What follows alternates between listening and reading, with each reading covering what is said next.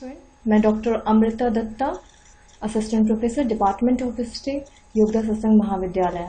आज के इस वीडियो में आप भक्ति आंदोलन के बारे में कुछ जानेंगे, जिसमें आप भक्ति आंदोलन सामाजिक आंदोलन में, आर्थिक आंदोलन में और राजनीतिक आंदोलन में किस तरह से परिवर्तित हुआ, उसके बारे में कुछ चीजें मैं आप लोगों को बताऊंगी।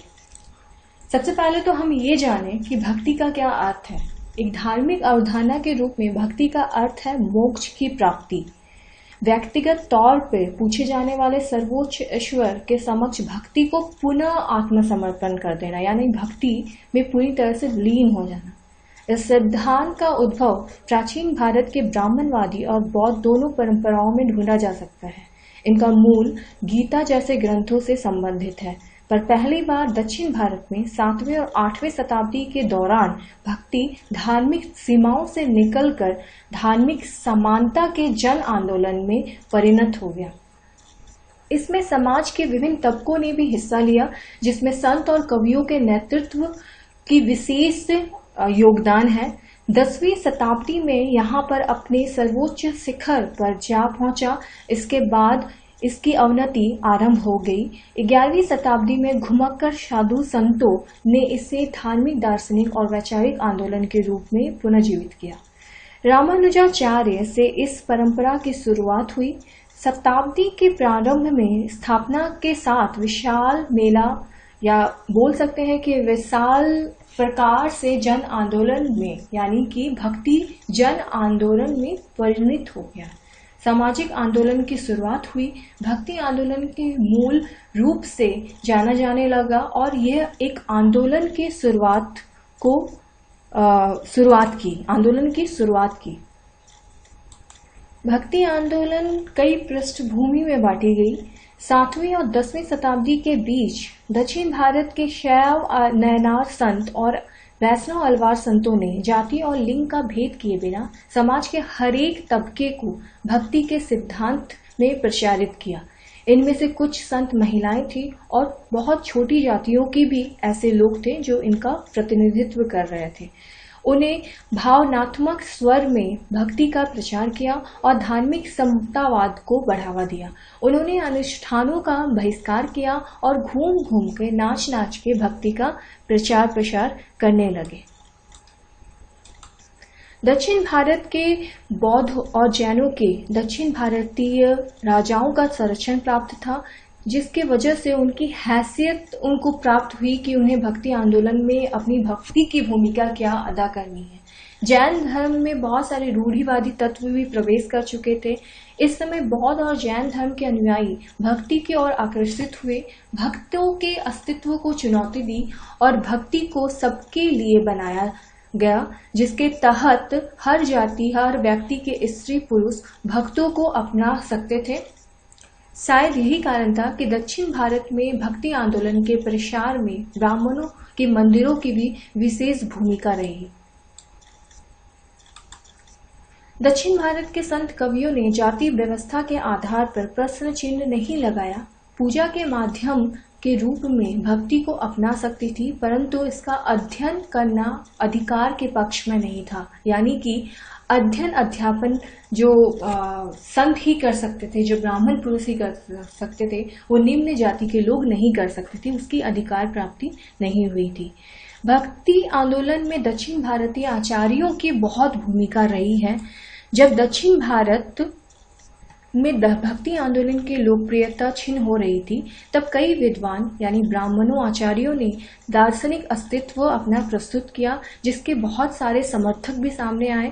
इसमें पहले आचार्य रामानुज, जो 11वीं शताब्दी के थे, उन्होंने भक्ति को दार्शनिक आधार प्रदान किया। उन्होंने कट्टर ब्राह्मणवाद और लोकप्रिय भक्ति आंदोलन के बीच सावधानी से संतुलन कायम किया।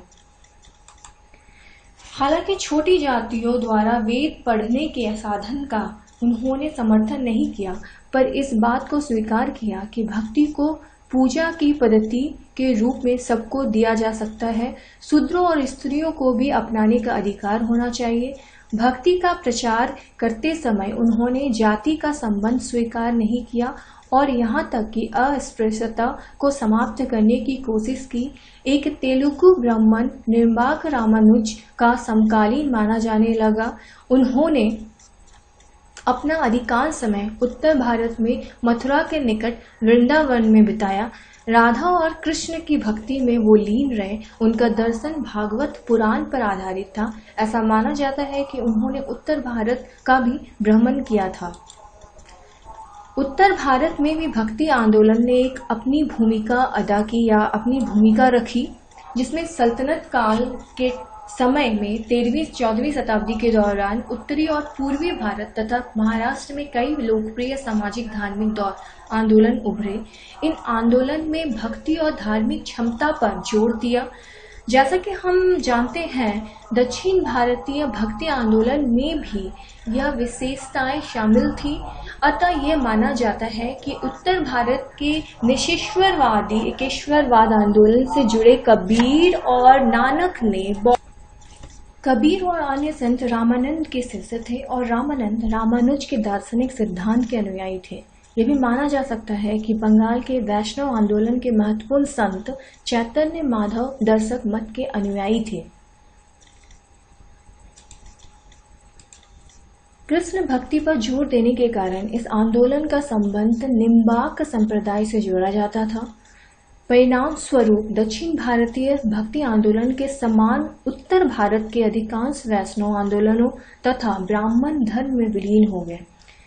इस प्रक्रिया में ब्राह्मण धर्म में भी कई परिवर्तन आए, पर उसके आगे दोनों आंदोलन में कोई समानता नहीं थी। भक्ति आंदोलन कभी भी एक आंदोलन नहीं रहा। इन आंदोलनों को एक दूसरे से जोड़ने वाला सूत्र भक्ति और धार्मिक समता का सिद्धांत प्रतिपादित किया। मध्यकालीन भारत में भक्ति आंदोलन अपेक्षाकृत पुरानी दक्षिण भारतीय आंदोलन से सुविशिष्ट ही नहीं था, बल्कि इन आंदोलनों की अपनी अपनी निजी विशेषताएं थी। इन सभी आंदोलनों की अपनी क्षेत्रीय पहचान थी और इनका अपना सामाजिक, ऐतिहासिक और सांस्कृतिक आधार था। इन सभी आंदोलन की अपनी एक विशेष पहचान थी।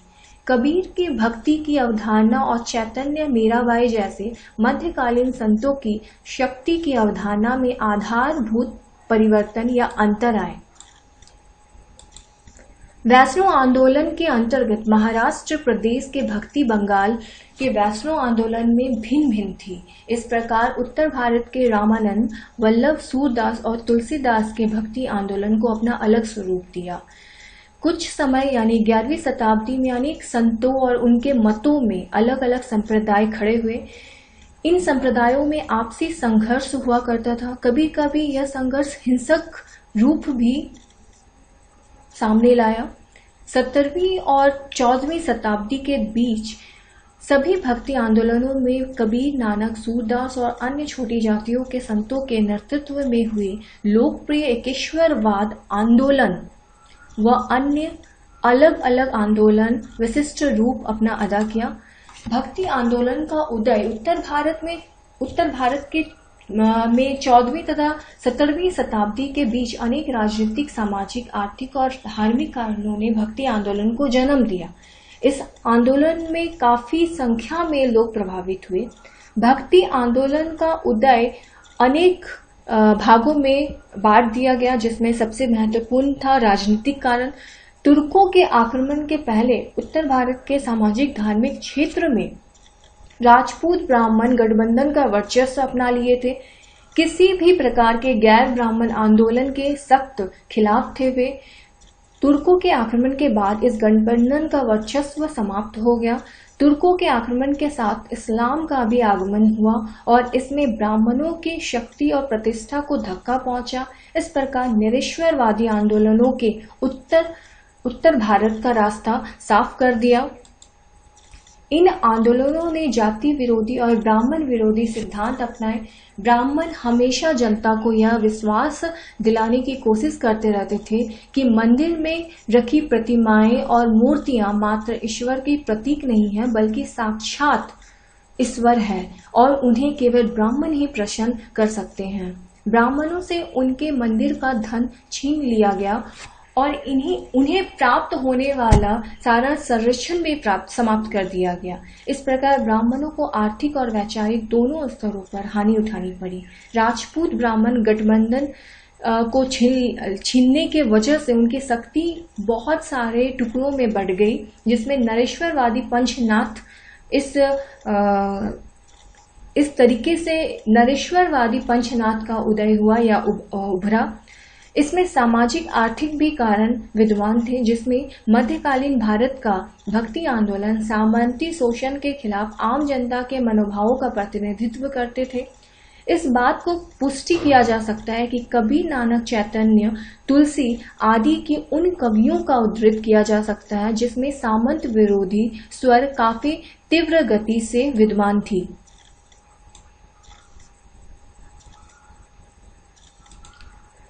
वैष्णव भक्ति संत कट्टर ब्राह्मणवादी परंपरा से इसी मायने से अलग थे कि वे भक्ति और धार्मिक क्षमता की बात करते थे। सामान्य तौर पर वे कट्टर ब्राह्मण धर्म के अनेक आधारभूत सिद्धांतों को स्वीकार करते थे।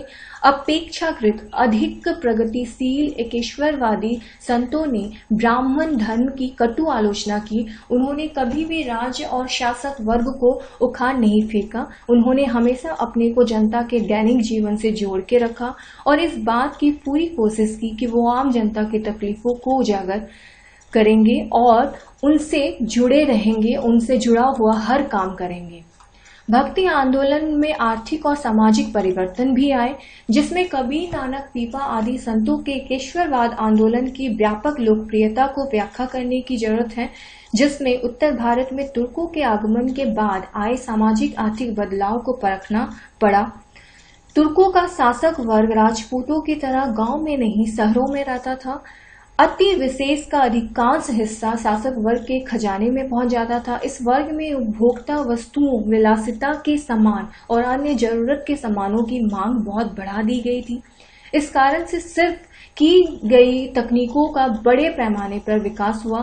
फलस्वरूप 13वीं-14वीं शताब्दियों में शहरी कारीगरों की संख्या में तेजी से वृद्धि हुई। उत्तर भारत में एकेश्वरवादी आंदोलन की शुरुआत हुई। 15वीं शताब्दी के दौरान शुरू होने वाला एकेश्वरवाद आंदोलन में निसंदेह कबीर ने सर्वप्रथम अपनी शख्सियत रखी। जुलाहों के एक परिवार से कबीर संबंधित थे, जिसने इस्लाम धर्म को अपना लिया था। कबीर ने अपनी जिंदगी का अधिकांश हिस्सा बनारस, काशी में बिताया।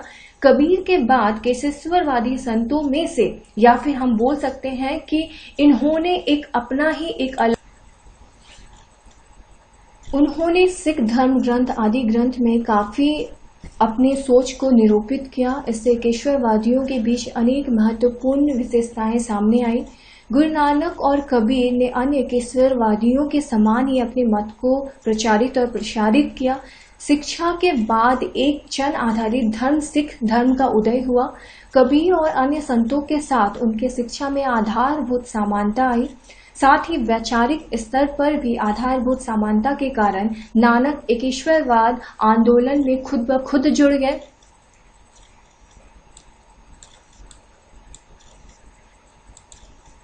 बंगाल में भी वैष्णव धर्म यानी कि वैष्णव भक्ति आंदोलन की शुरुआत हुई। बंगाल की वैष्णव भक्ति कई मामलों में उत्तर भारत और प्राचीन दक्षिण भारत की भक्ति से अलग थी। इससे दो विभिन्न परंपराओं ने प्रभावित किया। बंगाल के वैष्णव संतों में चैतन्य, जिनका समय था 1486 से 1533, ये सर्व प्रमुख चैतन्य बंगाल के प्रमुख संतों में गिने जाते थे। उन्होंने पूर्वी भारत के अन्य हिस्सों में अपना प्रचार प्रसार किया। एक धार्मिक पुरुष के रूप में उनकी प्रतिष्ठा इतनी ज्यादा थी कि लोग उन्हें जीवित करने यानी कि उनके साथ पूरी लाइफ बिताने के लिए उन्हें हमेशा जीवित रखते थे। उन्हें कृष्ण का अवतार मानने लगे थे। चैतन्य के आगमन के बाद बंगाल के वैष्णव भक्ति आंदोलन का स्वरूप ही बदल गया था। अब इसमें केवल भक्ति के गीत ही नहीं रखे जाते थे, बल्कि यह एक सुधार आंदोलन के रूप में विकसित हो गया था, जिसका एक व्यापक सामाजिक आधार था। चैतन्य ने परंपरागत ब्राह्मणवादी मूल्यों को बिल्कुल ध्यान नहीं दिया। उन्होंने ब्राह्मणों और उनके ग्रंथों को चुनौती दी।